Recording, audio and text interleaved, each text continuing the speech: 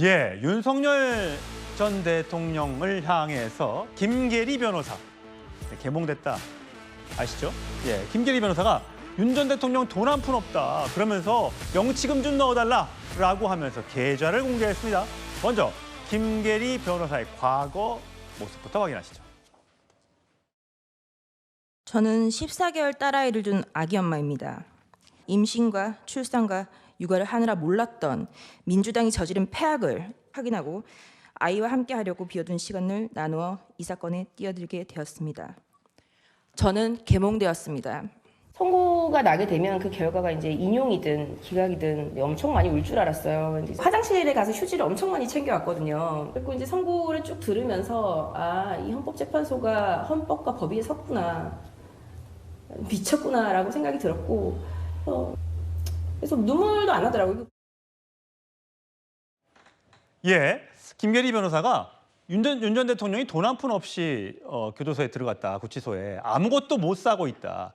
4시 전, 그러니까 어제 금요일 16시 전에 입금이 돼야 주말 전에 뭔가 영치품을 살 수 있다고 해서 급히 입금했다. 근데 영치금은 400만 원까지다. 이체는 더 받을 수 있다. 영치금은 400만 원까지. 과거에 조국 전 대표가 뭐 2억인가까지 받아서 그거 가지고 커피 쏘고 막 그랬었죠.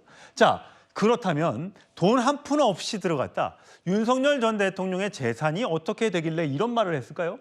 자, 2023년 기준, 그러니까 신고를 2024년에 했으니까 2023년 기준으로 윤석열 전 대통령의 재산은 6억 3천만 원 정도고 김건희 여사 명의로 49억, 2억, 15억, 합치면 한 60억 넘는 돈이 김건희 여사 명의로 재산이 있습니다. 자, 장혜미 변호사님. 네. 영치금이 진짜 없는 겁니까? 이거 없다고 할 수는 없고요. 현금성 자산만도 상당히 많으니까.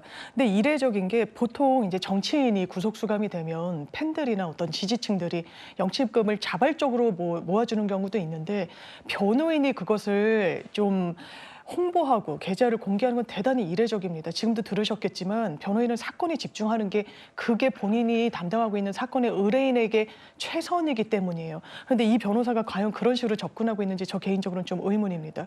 왜냐하면 장외에서 법원을 공격하고 법원이 미쳤다라고 이야기하는 건 의뢰인한테 치명적일 수 있어서 그런 말 안 하거든요. 하고 싶어도 삼가는 겁니다. 근데 본인 정치를 생각하면 할 수 있는 행위인 거죠.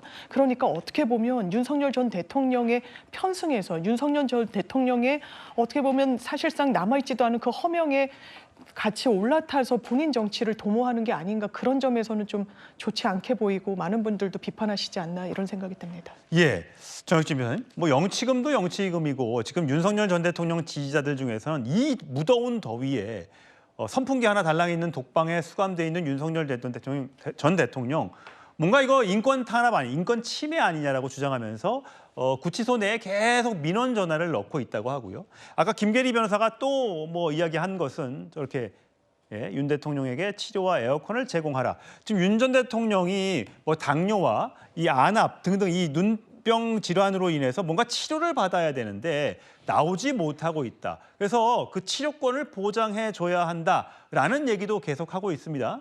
어떻게 지금 보세요, 이 상황을? 글쎄요, 지금 윤석열 전 대통령만 구속되어 있는 게 아니고요. 우리나라에 구속되어 있는 사람 몇 명이나 될지 모르겠지만 뭐 수만 명 그 이상이 될 수 있는 거 아니겠습니까? 그러니까 침해됐다라고 하면 그런 사람들 인권까지 다 침해된 건가? 그거는 아니잖아요. 그러니까 굳이 주장한다라고 하면 윤석열 전 대통령의 인권이 침해됐다라기보다 전 대통령의 권한, 권리, 뭐 전 대권 뭐 이렇게 해야 되지 않을까? 조금 말이 안 된다는 그런 생각이 들고, 그다음 조금 전에 영치금 이야기 나왔었는데 제 기억에는 영치금이 300만 원으로 기억하고 있었는데 그런데 400만 원이라고 그렇게 말씀하셔서 찾아보니까 네. 그 사이에 법이 개정이 됐었어요. 그다음 영치금 관련해서는 영치금 이름 자체도 보관금으로 이름이 바뀌어서 보관금 관리 지침 같은 것들이 있는데 그게 하루에 한 2만 원 정도까지 쓸 수 있고 그다음에 뭐 먹는 거나 아니면 의류 같은 거, 도서 같은 거 구매한 정도로 이렇게 한정이 딱 되어 있는데 예.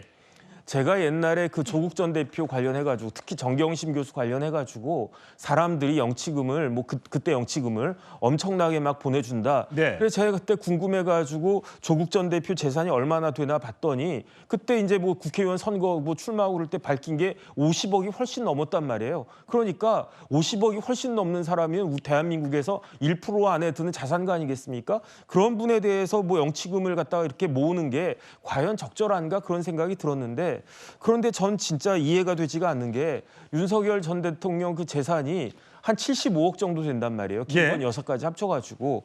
그런데 왜 그 기사에 변호사비가 없다는 둥, 그다음에 이런 그 보관금을 모아야 된다는 둥, 이런 이야기가 나오나 그런 이야기가 나오는 게 오히려 윤 전 대통령한테 별로 보탬도 되지 않을 것 같다. 일단은 그런 생각이 들고요. 어찌됐든지 간에 지금 법률과 규정에 따라서 그냥 견뎌야 되는 건 견뎌야 되는 거 아니겠습니까? 그게 법률 아니겠습니까? 좀 안타깝지만 저는 그런 생각이 듭니다. 예. 자, 어쨌든 뭐 몸이 아프거나 어떤 어려움이 있다면 그 부분도 구치소 입장에서는 해결을 해야겠죠. 여러 가지 민원 전화 이전에요. 특검의 수사를 지금 현재로서는 거부하고 있는데 어렵다라고 얘기하고 있는데 윤 전 대통령 언제쯤 조사에 다시 임하게 될지 국민들은 지켜보고 있습니다.